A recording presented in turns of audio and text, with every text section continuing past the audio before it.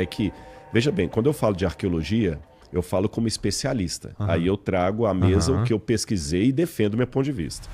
Quando eu falo de áreas que não são a minha, como eu citei aqui, economia e tudo mais, aí eu sou obrigado a falar do que os outros pesquisaram, o que os expertos estão falando. Tomando, é claro, a consciência que há opiniões divergentes. De repente pode ter um economista que está assistindo a gente e fala, não, isso que eu estou falando é bobagem, porque eu penso diferente. Tá, ele pode falar que é bobagem, mas eu tenho um artigo científico que está falando exatamente o que eu disse. Eu não saberia, num debate... Se tiver um economista aqui para debater comigo, eu não saberia sustentar essas coisas para ele, porque eu não tenho argumentação que quem escreveu o artigo tem. Mas, pelo menos, como divulgador de conhecimento científico, eu posso falar, está escrito isso aqui. E o que eles estão desenhando, repito, é um mundo que precisa de uma governança. Senão o mundo acaba. Aí eu vejo o Apocalipse, e o Apocalipse fala que o mundo terá uma governança. Só que não será do bem. E o Apocalipse fala que vai ser universal. E fala que tem a ver com o algoritmo, o número da besta. Tem a ver com adoração a Deus, fidelidade a Deus. Tem a ver com fidelidade aos princípios morais. E não pensemos... Gente, a Alemanha é um dos países que produziu gente mais inteligente do mundo. O alemão é uma língua que você não fala alemão. Desculpa, deixa eu corrigir. Você não traduz o alemão, você tenta explicar. Eu não tenho fluência em alemão. Mas eu fui obrigado a ter um contato com o alemão por causa do doutorado. No doutorado você tem que fazer uma prova de alemão, porque muitos termos da teologia, não foi na arqueologia, foi na teologia, são em alemão. Quando você estuda teologia bíblica, muita coisa veio da Alemanha. Então tem muitos termos técnicos, muitas expressões e artigos que só estão em alemão. Então você tem que pelo menos ter o alemão instrumental para ler um artigo. Todo teólogo. Condicionar, exatamente. Todo teólogo que faz um doutorado em teologia bíblica. Tá bom. Beleza? Então eu tive que ter esse contato com o alemão. Mas se chegar um alemão e falar comigo aqui, eu vou ficar voando. Entendi. E eu vi que o alemão é tão complicado que ele é uma língua filosófica. Nem o grego é assim. O grego não é assim, o inglês não é assim. Nem o hebraico é assim, mas o alemão é filosófico. É o país de Wagner, é o país de Goethe, é o país de Freud, desse pessoal todo aí, de Nietzsche, que por mais que eu discorde desses aí, Heidegger, mesmo que eu discorde do Heidegger, do Nietzsche, eu tenho que admitir, os caras são profundos. O ser, o Sein, quando o Heidegger fala do ser e o tempo, o Sein não é só ser, é muito mais do que isso, e assim por diante. Mesmo esse país com toda essa cultura, foi levado pela lábia de um austríaco chamado Adolf Hitler e permitiu a morte de 6 milhões de pessoas sem saber o que estava acontecendo. Será que eu me julgo mais esperto do que os alemães a ponto de dizer eu não deixaria Hitler assumir o poder? E o que levou Hitler ao poder foi uma coisa que me preocupa muito também, que eu quase colocaria como a 6ª criança aqui. Sétima. A 7ª, aliás. A danada da propaganda. 7 é um número da perfeição. Auspicioso, né? Eu quase colocaria aqui. É lógico que eu não estou querendo com isso. Não, o pessoal vai pensar, o Rodrigo está falando da regulação das mídias. Não, o debate não é esse. Não, vão falar que depois tu vai vender um curso. Exatamente. Mas o ponto é que a gente tem que tomar cuidado com as propagandas mesmo. E com o algoritmo. Tem, pô. O Joseph Goebbels... Nesse sentido aí, a inteligência artificial realmente pode ser uma grande muito vilã. Perigosa. O Goebbels, o Joseph Goebbels, ele que colocou Hitler onde colocou. E olha que o Goebbels era o oposto do que a teoria ariana colocava, porque ele tinha poliomielite, então ele tinha uma perna mais curta, andava com coisa e tudo, ou seja, ele não era o ariano perfeito, né? E ele colocou o Hitler onde o Hitler foi. Os discursos do Hitler, sabe, a imagem do Hitler. Entendeu? Então eu tenho medo hoje que um bom algoritmo, com uma boa propaganda, possa levantar um anticristo. Um anticristo aí, que o cara vai ser assim, na visão do povo, a mistura de Madre de Calcutá com Gandhi. Parte boa é que não tem ninguém nem perto desse perfil por enquanto, né? Sei lá, espero, né? Eu também espero, mas eu não sei. Não pensar em ninguém assim, não. Eu também não, mas eu não sei. Um empresário sinistro, vai ter o Elon Musk, um empresário sinistro, tem o Jeff Bezos. Ou pode ser que não aconteça agora também, tá, galera? Vou deixar claro aqui. Eu tô falando que tudo está numa situação que pode ser agora. Mas pode ser que demore 50 anos. Tomara. E a gente tá os velhinhos aqui. Ah, não sei. É, verdade. Por um lado, tomara. Por outro lado, sabe? Eu não sei. Acho que Tá doido pra ralar peito, né, cara? Deus já deu. Eu também, tô ralar peito. Nossa, essa expressão eu não escuto muito tempo. Eu não sei. Galera, agora eu vou perguntar. Você que tá aí no auge dos seus 15 anos assistindo o Flow, você sabe o que é ralar o peito? Acho que não, ia embora. Isso aqui foi de tiozão. É, essa foi de velho. É igual cair a ficha, né? Cair a ficha de velho também. De velho também. É. Ralar o peito é quando você, ó, vai embora. vai embora. Você tá Tinha uns entendendo? amigos que falavam montar no porco. Montar no Vou montar no porco. Montar no porco. Isso é do Rio, né? Montar no porco é do Ah, Rio, isso é do né? interior do Rio. É, lá em Minas. Mas ralar o peito tinha lá. Ralar o peito aqui. Ralar o peito. Rala o peito. Mas eu aqui. tô entendendo, assim, o cristão que... o cristão que... Putz, convicto. O cristão, ele é convicto, né? Mas o cristão, ele tá confiante, né? Se voltar Jesus, ele tá em paz, né? Lembra que eu falei que tem dois tipos de paz. É verdade. É verdade. Tem dois. E outra, É verdade. nós vamos ter muita surpresa. Tem um autor, John Newton, que escreveu o livro Paraíso Perdido. Ele falou que no céu nós vamos ter 3 surpresas. Muita gente que eu esperava encontrar lá, eu não vou ver lá. Muita gente que eu nunca pensava encontrar lá, eu vou ver lá. E a terceira, não, eu mesmo estou aqui. Que surpresa, né? Porque a gente sabe os nossos erros. Ninguém pode ser perfeito. Eu não posso ser especialista em Deus, ufanista e tudo mais. E outra, agora vem talvez a revelação principal desse bate-papo aqui. O anticristo não é um ateu. Eu acho que ele vai precisar contar uma boa história, né? Pra isso Ele vai ser... ele tem que dar um jeito de convencer, tentar pelo menos convencer o Rodrigo. E né? nós temos um problema, que a palavra anticristo, a gente pensa anti pela forma...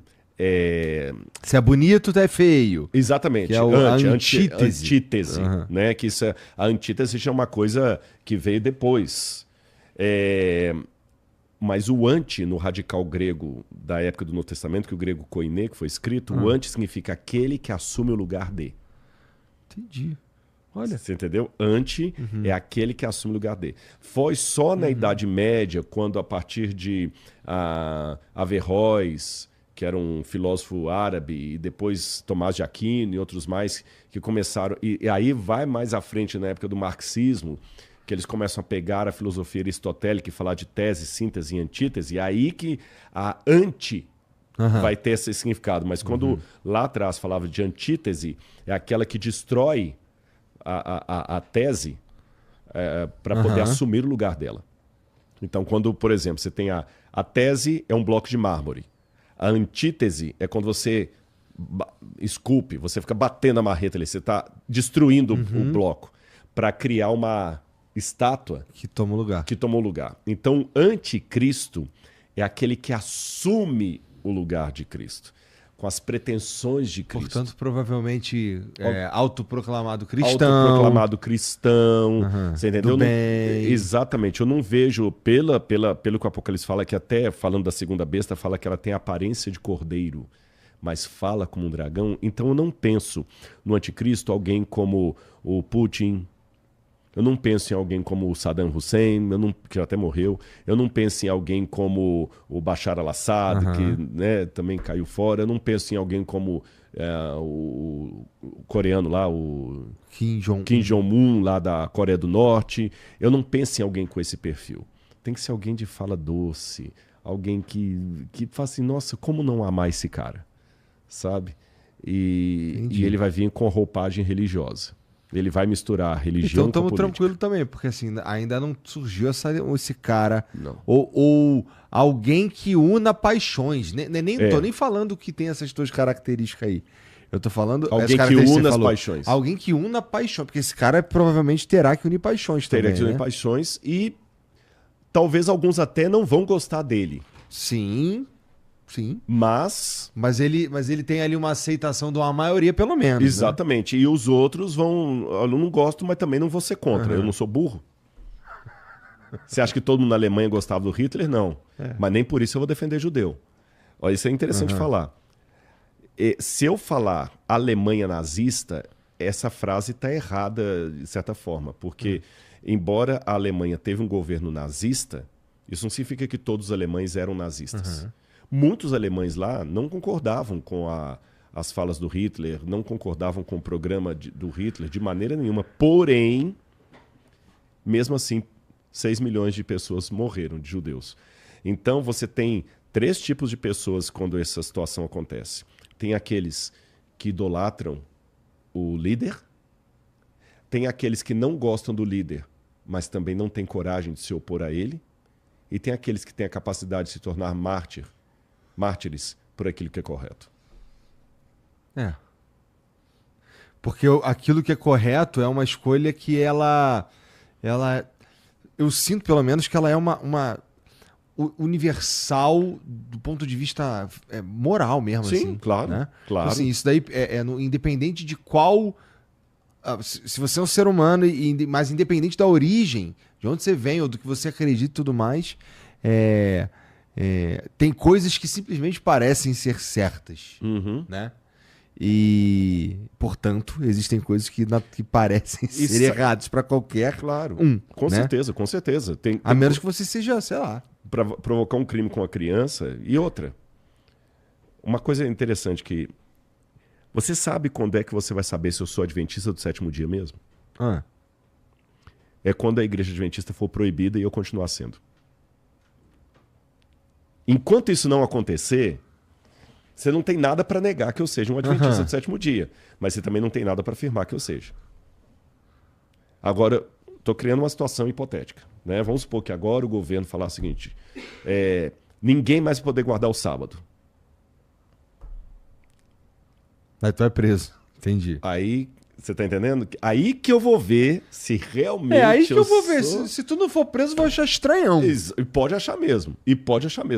Tem uma piadinha que o pessoal conta que uma vez que, numa igreja da África, que um pregador tava lá, todo mundo cantando, feliz e tudo, aí entraram uns caras encapuzados e com a metralhadora na mão e falou assim: vamos matar todo mundo que é cristão aqui. Aí tu parou assustado assim, os caras cercaram a igreja, uma milícia, né? Olha, nós não queremos saber de cristão aqui, nós vamos matar todo mundo. Aí um cara fala com o outro, assim: nosso chefe resolveu dar uma chance para vocês. Quem quiser rejeitar Jesus agora, abaixa e sai de fininho, porque nós vamos passar fogo no resto. Aí diz que mais uns 70% da igreja baixou assim, foi saindo tudo. E os outros ficaram esperando a bala. Aí os caras tiraram o capuz e falaram assim: agora pode tocar o culto que a gente já limpou a escória. Né? Agora, eu sei que muita gente ouvindo isso e fala assim: Rodrigo, mas vem cá, você está sendo muito cruel, porque tem uma questão que é necessidade de sobrevivência. Eu sei. Mas entra uma coisa: o amor. Por isso que eu volto ao exemplo que eu dei para o Igor com as filhas dele. É lógico que se eu chegar e colocar uma arma aqui, ele tem todo o direito legítimo de se defender. Mas se um cara colocar a arma na cabeça da filha dele, ele tem todo o dever paterno de trocar de lugar com a filha, se o cara quiser levar um refém. Então, com Deus é a mesma coisa, mas isso não adianta eu tentar explicar para vocês, gente. É só vivendo. Tem coisas que você não explica. Um sabor você não explica. Você pode ser o melhor professor do mundo. Você só convida o outro a experimentar. Então, quando você ama a Deus, e o amor de Deus tem que estar acima do amor que você tem pela sua filha, pela sua esposa, pelo seu time, amar a Deus sobre todas as coisas, disse Jesus, e ao próximo como a mim mesmo. Quando você ama a Deus, você tem que estar disposto a morrer por ele, se preciso for. Mas fica tranquilo com 2 coisas. O apóstolo Paulo fala que isso não vem de nós, é dom de Deus. O Igor, por mais que ele seja homem, forte e tudo mais, não vou duvidar da coragem dele, ele não é corajoso o bastante para enfrentar um cara que vai dar um tiro nele. Mas quando a filha está em risco, aparece uma força que não é natural dele. É uma força que não é sua. E quando é mulher, que é mãe, é mais ainda.